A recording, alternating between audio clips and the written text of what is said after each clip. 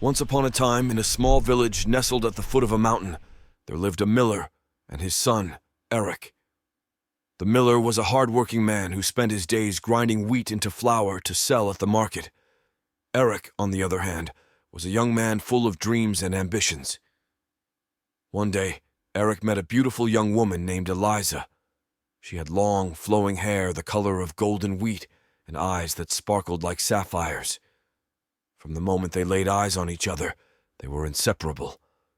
They spent their days wandering through the fields, laughing and telling each other stories. But as time passed, jealousy began to creep into Erik's heart.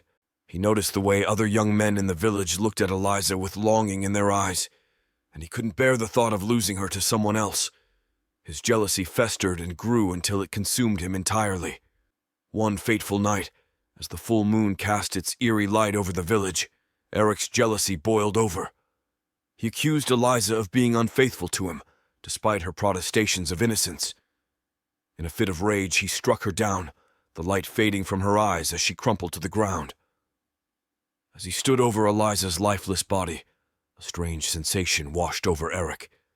His body contorted and twisted, his bones shifting and cracking as fur sprouted from his skin.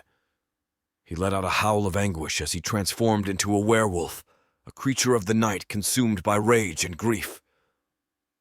Erik fled into the forest, unable to face what he had done. As the sun rose, he found himself in a secluded glade, surrounded by towering trees and the gentle sound of a babbling brook. He collapsed to the ground, tears streaming down his fur-covered cheeks as he mourned the loss of his beloved Eliza. Days turned into weeks, and Erik wandered the forest in his lupine form, haunted by the memory of his crime. He avoided the village, knowing that he could never show his face among its people again. He lived a solitary existence, only emerging from the shadows under the cover of darkness. But despite his best efforts to isolate himself, rumors of a werewolf in the forest began to spread through the village. The miller heard whispers of a creature that prowled the night, its howls echoing through the trees. Fear gripped the hearts of the villagers, and they began to take precautions to protect themselves from the beast that stalked their midst. One night, as the moon hung low in the sky, a group of villagers ventured into the forest, armed with torches and pitchforks. They sought out the werewolf, intent on destroying the creature that had brought terror to their peaceful village. Erik sensed their approach and readied himself for a confrontation. As the villagers closed in, their torchlight flickering in the darkness, he let out a mournful howl that echoed through the trees. But instead of attacking, the villagers hesitated, unsure of what to do. In that moment of hesitation, the miller stepped forward, his eyes filled with tears as he gazed upon the creature that had once been his son. He called out to Erik, his voice filled with sorrow and forgiveness, and in that moment, something shifted within Erik. The rage and grief that had consumed him for so long began to ebb away, replaced by a sense of remorse and self-awareness. He stepped out of the shadows, his eyes meeting his father's, and he fell to his knees, his body trembling with emotion. The villagers watched in awe as the werewolf transformed back into a man, his face streaked with tears as he begged for forgiveness.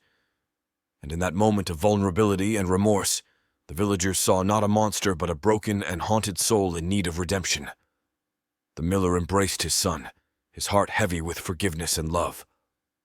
And as the first light of dawn broke over the forest, Erik and the villagers made their way back to the village, united in their shared humanity and the power of forgiveness. From that day forward, Erik lived among the villagers, his past crimes forgiven, but never forgotten.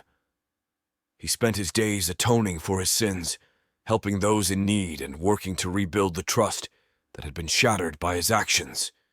And though he carried the burden of his past with him always, he found solace in the knowledge that he was no longer alone. And so, the tale of the miller's son, who had succumbed to jealousy and darkness, but found redemption and forgiveness in the embrace of his loved ones, lived on, a reminder of the power of love and compassion to heal even the deepest wounds of the soul.